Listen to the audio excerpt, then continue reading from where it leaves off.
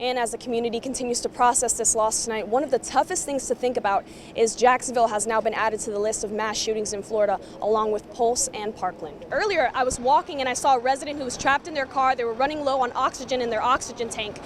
We managed to get EMS to that person and they made it through the open road now, which is great news. Now we're actually at a home on Joe Allen Drive that's directly across from where their plane crashed. It happens here at this Family Dollar, and as you can see, they've already begun replacing the broken glass with wood paneling. The bridge, which connects Savannah to South Carolina's Low Country, will close at 9 p.m. tonight and remain closed until officials say it's safe. The scene right now is completely different from what we saw about 40 minutes ago. Thousands of people filled this entire area for a chance to take a glimpse of the president. That's right, I'll tell you how the community is reacting as that child, a young girl, fights for her life. I went to the University of South Florida for undergrad, so it's always go Bulls for me, but I'm starting to fall in love with this football team and this campus. The googly-eyed bandit has gone viral. It all started last Thursday when this statue of Nathaniel Green got a makeover. People here today were running for all different reasons, but once they crossed the finish line, they all had that same feeling of accomplishment.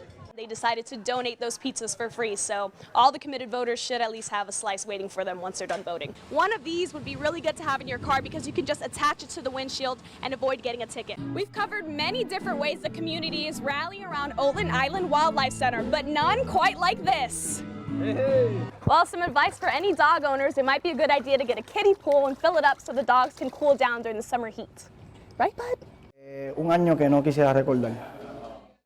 1 year ago, the island of Puerto Rico was hit by a Category 4 hurricane, unlike any they'd seen before. La lluvia no cesaba, todo se caía, era bien fuerte, todo bien fuerte.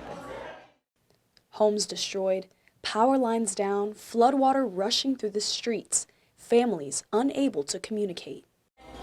Pensé que se había acabado el mundo, no saber comunicarme con mis hijos y de mis familiares, de nada. Loco de escuchar el teléfono y que mis hijas me digan, papá, estamos bien. Once the storm was over, it was only the beginning of a long road to recovery. You see pictures of towns that you've been to or your family's from or you're from, and you see the destruction, and it was tough. No, solamente quedaron las losetas del baño. Todo se fue. As a new chapter begins for the island, one thing remains the same: the spirit of its people. What we need to do together is pull together and just support one another as human beings, citizens, people. That's exactly what Puerto Rico is. We're part of the United States and we ain't going nowhere. How do you feel about being around all these people? Oh, it's amazing. I mean, words can express of how it feels being out here with all these great people. I mean, just the energy is so high. I'm just ecstatic to be out here. With Election Day around the corner, President Trump's visit to Macon had supporters ready for a rally. Kemp and Abrams are in a close race for the governor's seat. The president's support could give Kemp the push he needs to win.